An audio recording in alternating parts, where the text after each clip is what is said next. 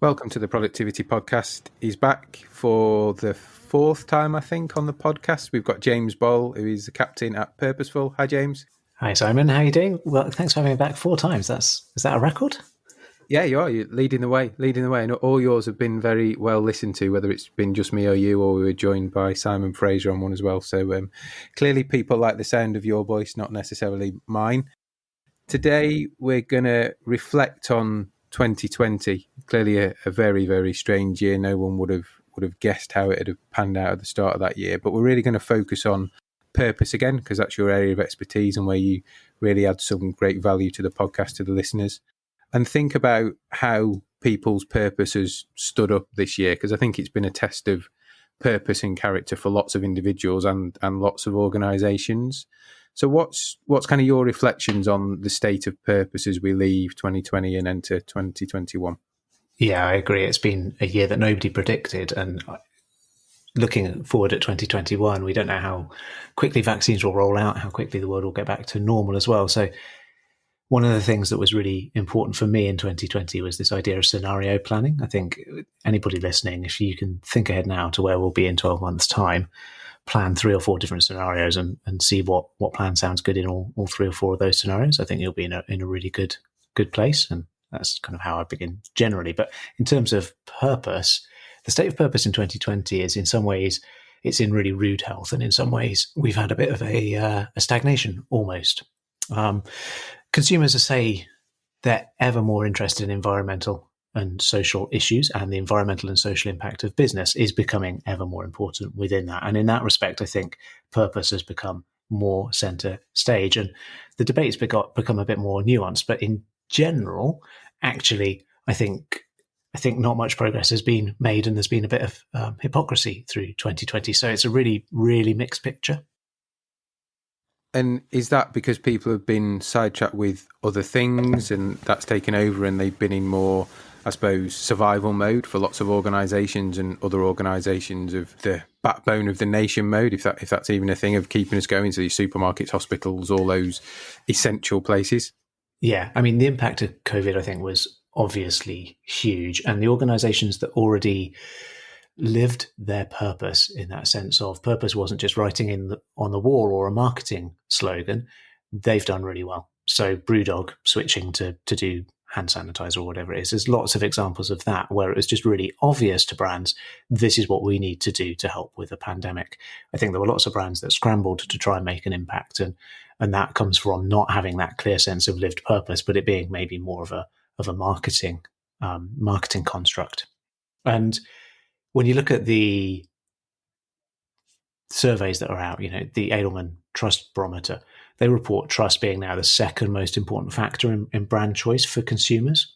Now, I mean, this is PR studies, so you need to take it with a certain pinch of salt, and in terms of, do people always do what they say? But that study's been going a long time, and for trust to now bubble up to the top as in terms of we want to trust brands more, and we need to trust brands more. Like, we're reliant on supermarkets now just to survive in a way that we didn't see we were before, because other brands are falling by the wayside, or because they're the only things that are open. Brands now have more personal data about us than ever, and we're spending more time online, more time at home. We need to give them more of that personal data, and we can't afford, lots of people are in a situation where they can't afford the brands that they're working with, the brands they're giving money to mess them around. So they need that kind of big brand trust around them. So that has made a huge difference. And this kind of backbone of society, did you call it backbone of society? Yep. That is there, and has created a dependence, I think, or a feeling of dependence that is greater than it was before 2020, definitely. And I'm thinking there's been a couple of big tests really for lots of organisations in terms of their purpose, and you talked before about it potentially being a marketing statement, and I know we covered that in the earlier podcasts we've done in terms of, do you live and breathe this, or is it just some nice words on a wall as you walk into the office? I think furlough for me was one, in terms of how organisations treated their employees that they went on furlough. Did they pay them the 80%? Did they pay them, top it up to 100%? How they brought them back, or even had to furlough them again. So for me, that was a real test of their purpose and those words around how they look after their colleagues. Did you see that come through, and any examples of good or bad behaviour in that space? That how people treated furlough has really come through strongly. Not only how they've treated their people, which I think is a really important indicator of whether or not they're true to their espoused purpose, but also how they've treated the government resources, which were designed to keep people in jobs. You've got lots of brands taking government money and then letting people go anyway, and lots of brands taking government money when they didn't need to, and who are now reluctantly paying it back. And I think that's a big indicator. You hear about some organisations who've reneged on hiring offers. You hear about some organisations who've let people go via text during furlough. These things are clearly bad practices that will come back to bite them. I don't want to name specific names because there's always a context to these behaviours, but I think furlough was a big test of how an organisation can live its purpose. I think Black Lives Matter over the summer of 2020 was also a big indication of how an organisation can live its purpose.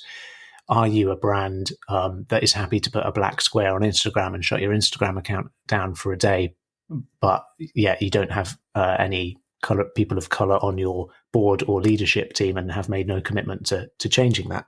Or are you more authentic? Are you like Ben and Jerry's, who talk about having partnered with equality charities for 8 years before they started talking about Black Lives Mattering this summer? Does that authenticity come through in how you're treating your people internally and how you're treating your customers externally? And I think in a lot of cases, as soon as you scratch the surface, 2020 has seen a lot of hypocrisy and actually a lot of brands scrambling to try and do something that seems right rather than just knowing what is the right thing to do because it's the way they always behave. Yeah, and I think the furlough repayments and the business rates that have been recently publicised, I always find those things interesting because you normally get one or two of the big organisations, and in this example, I think they were primarily the supermarkets and the discounters that lead the way because they were open through it. So they've taken the gain of incremental sales and clearly more advocacy for being there to support us all. I always find it interesting. There's almost then a tail of organisations in that space that begrudgingly do it because everybody else in their space has done it, so they feel the pressure of having to do it rather than wanting to do it, which says to me a lot about their purpose. Yeah, I think that's a really good point about the business rate rebates and so on. I think you've got to look at, at its core, why does a business exist? Lots of these organizations exist in order to make money for their owners, and that's fine. And in that respect, their directors and their management should make behaviors or should indulge in behaviors that lead to that profit being maximized. But what you've got to think about is much more long term. How do we survive this storm long term? How do we create the trust that people are now buying on and make people see that we're a brand that they want to be associated with in 2-3 years' time? And that reluctance, if paying your rent rebate is going to put your business under, you can't do it. But if you don't need that money, you need to be seen to be, giving that money back and contributing positively to society, because consumers, particularly younger consumers, want to buy into what you're doing as an organisation. Absolutely. I think one of the big themes that's come through this year, if we kind of part COVID, is the whole environmental sustainability thing, which you again referenced before. So clearly a big drive from the government. They brought forward the dates for wanting people to have electric cars, so phasing out petrol and diesel cars. I think it came forward by 10 years. We've seen the likes of Asda, they've previewed their first environmental store where they've, radically reduced packaging plastic to the point of you bring your own bags to fill up, your nuts and all the other things that you want to buy. And also brands leverage all those things. I think we talked about it in a previous podcast. You've got On Running who are doing recyclable trainers. So you sign up to the subscription package, you run X miles in the trainers. You then get a new pair, but the trainers are made of some strange cocoa bean or something like that. So that kind of stuff's all, I think, been forefront of people's minds along with COVID, because it's really given chance for people to reflect and think about the whole where is the world going? And, there was all those stats, and I said I'd leave COVID, but we'll just dip back into it slightly at the start of lockdown when pollution went down and the rate of the ozone layer was starting to repair itself, and all those things that start to make you think, because we've been forced to slow down, actually, what does this mean? And are we just going to go back to speeding it up or being on steroids when we can all get back out and do stuff because that's the way we've done it? Or was this the break in the circuit? And I think it has been for some organisations to dramatically do things differently that blend back into their purpose. I think you make a really good point, and there are three important ways in which the idea of purpose in organisations has moved forward. If I can just make 2 points before I make the point about the three important ways purpose has moved forward. The first is, producing a car produces as much CO2 as driving it for 150,000 miles. So even if we have electric vehicles by 2030, we have to change our attitude to, do we need a car, and do we need a new car to be produced in the first place? Because actually the production of the vehicles is a shocking waste of natural resources as well. And at some point in the future, we're going to need to re-examine our views on consumption in general and how our economies are structured, unless we can become properly circular in our economy in terms of reusing materials and not wasting things. But that makes me sound like a hippie, and I don't want to go completely off on that one. But I think that's a really interesting aside for another time. I think the second one is, in general, in 2019, the Business Roundtable in the States made a big statement. They made a show of almost 500 CEOs signing a letter saying we're going to change the definition of the corporation in America from serving shareholders to serving stakeholders, which is kind of aligns with what you're saying in terms of, we need a triple bottom line now rather than just serving the people that own the business.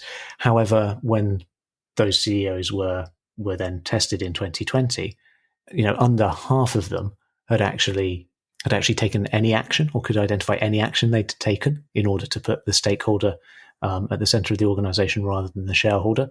And something like only a handful of them had even discussed signing up to that letter with their boards. And their boards had a fiduciary duty in some cases to make sure that they were running the company for their shareholders, which goes to show that in 2020, lots of people still see that saying something right or saying the right things on these issues is more important than actually doing anything about it. And we need our governments to do things like say, okay, no, we're going to phase out petrol vehicles by 2030 and take the lead and make organizations take the lead. Otherwise, there's a danger that things can just be words. But I think that leads on quite well to the three areas where progress has been made on purpose. And the first is exactly what you were just saying around those environmental, social and governance goals, like ESG as it's called. ESG goals are now widely recognized as an important way to benchmark your investment decisions, and the market is moving towards investing more sustainably, which is going to make a difference, even if we continue along the kind of primacy of shareholder ownership model. Then the people buying the shares investing more on environmental grounds is going to change that. So lots of good research showing that good sustainability standards in organizations reduces their cost of capital. Solid ESG practices result in better operational performance and share performance.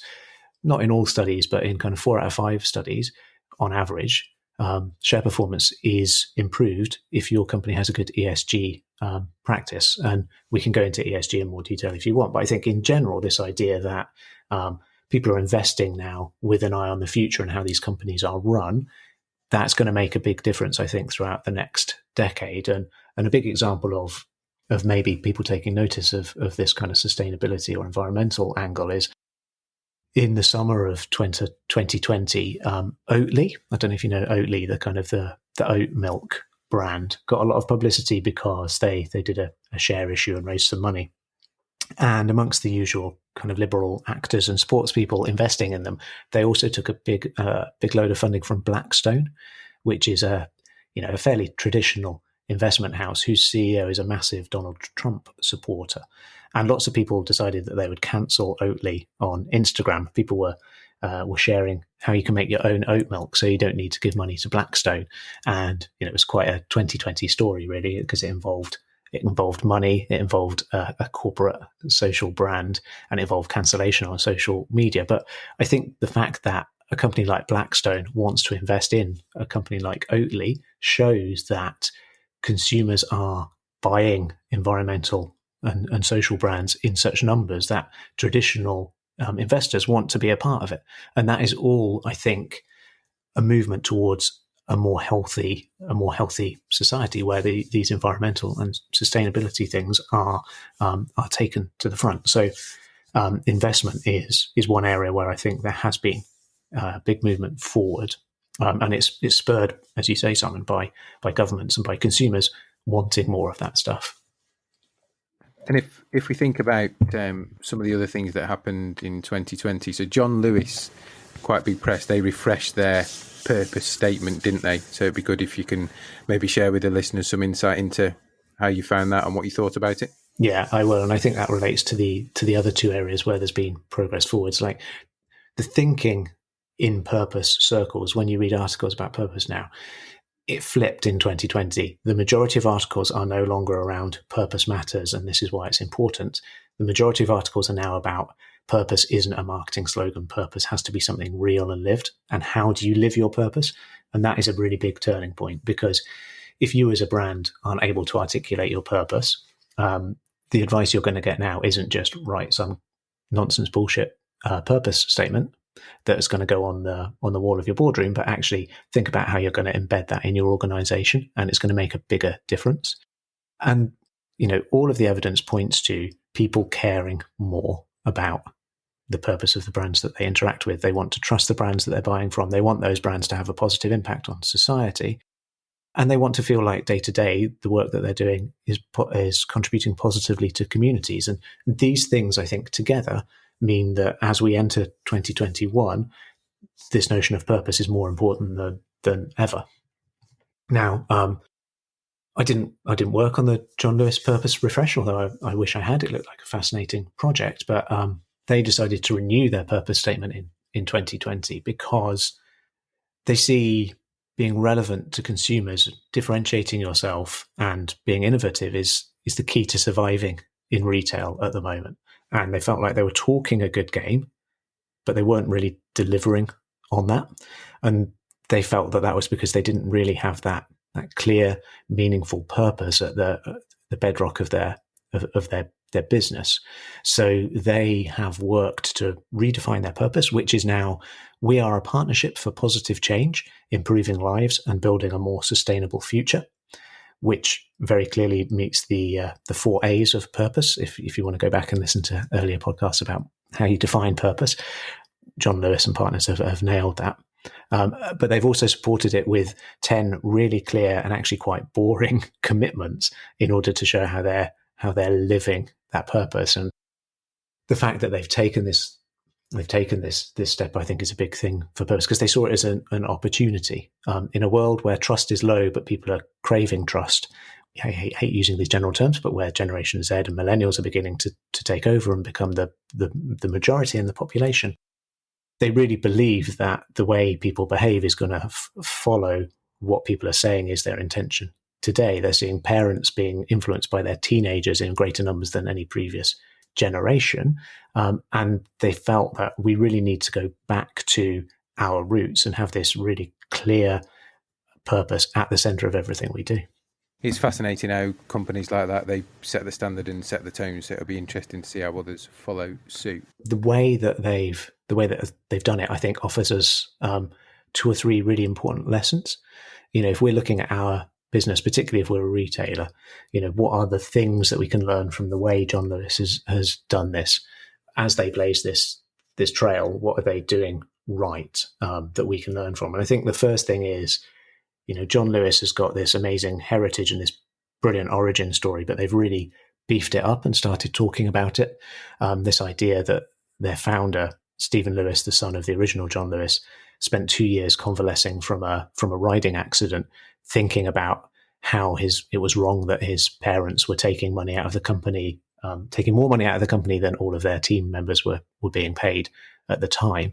And when he took over the business, forced through an act of parliament in order to give the company away to its employees. And the phrase that I've heard used in various articles is, John Lewis is a radical experiment in a better way of doing business and has been for 100 years. We are the world's oldest triple bottom line organization. And the way they've brought that origin story to the fore, I think, is really clever and something that we can learn. If we're running a business that's got any kind of heritage, why were we founded, and how can we mythologize around that story to make it feel like our purpose is more authentic? I think is a really, really neat trick to play. Yeah, absolutely. So if we think forward then, how do you expect purpose to play out in 2021 for organizations? It will become more clearly about authenticity. Authenticity is key to purpose. Your walk has to follow your talk. So you need to make sure that purpose is absolutely embedded in what you do. And where Simon Sinek said in 2009, start with why, and people today equate purpose with why, they've got to realize that purpose isn't just about the why, it's about the why, the what, and the how. Purpose is a complete management approach, not just a marketing strategy. So you have to embed it in your strategy, in the way you govern your business, in the way you treat your customers, the way you treat your people, what you measure in the business and how you incentivize people, and what products and services you offer. So, for example, John Lewis looking at whether or not they can turn disused store space into social housing, for example, is an example of them following their purpose through to the products and services they offer in an innovative and interesting way. And, in 2021, it's going to be about communications. You can't talk about this stuff until you've lived it, because you can't make claims that are not true. And Ben and Jerry's, again, is a really interesting example of this. They say that they will work with partner organizations in making a difference in society for years and years before they even dream talking about it to the market, because you've got to have the foundations in place and the evidence that you're actually making a difference before you can claim it. Yeah, no, I agree. That whole authenticity piece is the key, and I think we touched on it in previous podcasts, like we referenced it being more than words. I think people are in a place now of peeling the skin back on that, aren't they, and actually really prodding and testing.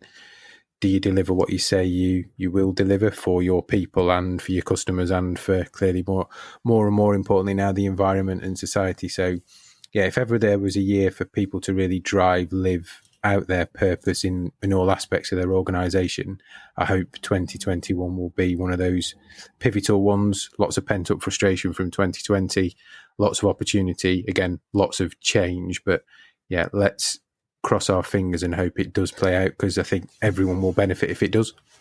Yeah, I couldn't agree more. I mean, I'm actively working to try and make it happen in my small circles. So yeah, that's the small part I'm playing. But we are going to see, like, McDonald's refresh their purpose in 2020 as well.